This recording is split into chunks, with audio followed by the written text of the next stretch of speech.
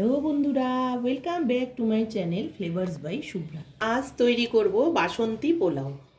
বাসন্তী পোলাওটা তৈরি করার জন্য গোবিন্দভোগ চাল ধুয়ে জল ঝরিয়ে নিয়েছি কাজু বাদাম, তেজপাতা, মটরশুঁটি, আদা বাটা, গরম মশলা গুঁড়ো, লবঙ্গ আর গোলমরিচ।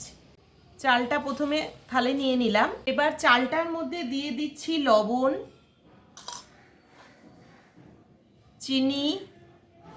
চিনিটা যে যার স্বাদ মতো দেবে, হালকা হলুদটা অল্প করে দেবে, আর দিচ্ছি কাজু বাদাম, তেজপাতা, মটরশুঁটি, কাঁচা লঙ্কা,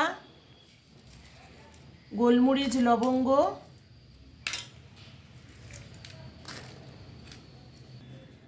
আদা বাটা, আর দিচ্ছি ঘি।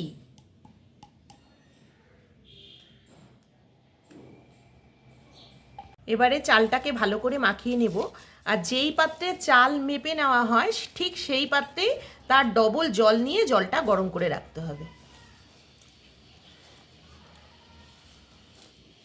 এইবার শেষে দিয়ে দিচ্ছি অল্প একটু জিরের গুঁড়ো।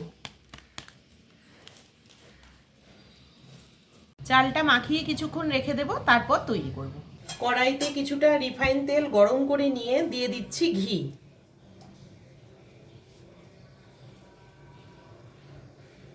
ঘিটা দিয়ে দিলাম গরম মশলা সম্বাটি, দিয়ে দিচ্ছি সেই মাখা চালটা।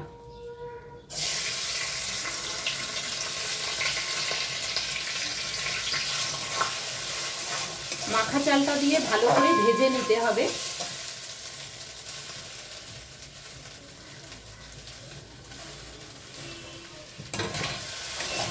এরই সাথে আমি কয়েকটি কিশমিশও দিয়ে দিলাম, প্রথমে দিতে ভুলে গিয়েছিলাম।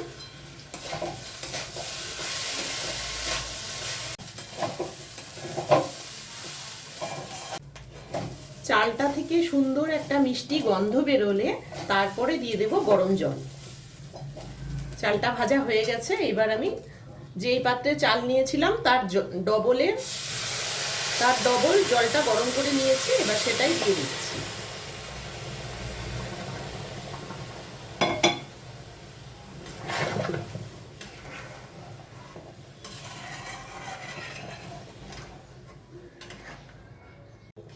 এখন আমি একটু ঢাকা দিয়ে দেব।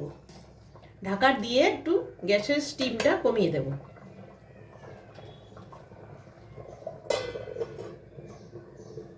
5-7 মিনিট পর একটু ঢাকনাটা খুলে দেখে নেব কেমন সেদ্ধ হয়েছে। সেদ্ধ কিন্তু হয়ে গেছে। আর একটু ঢাকনাটা দিয়ে দেব।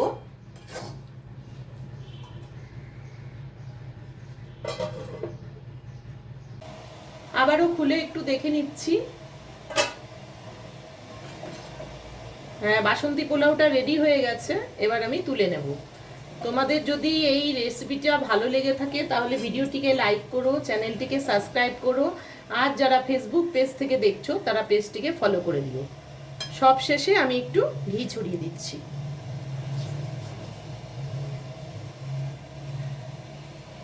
এবার নামিয়ে নেব।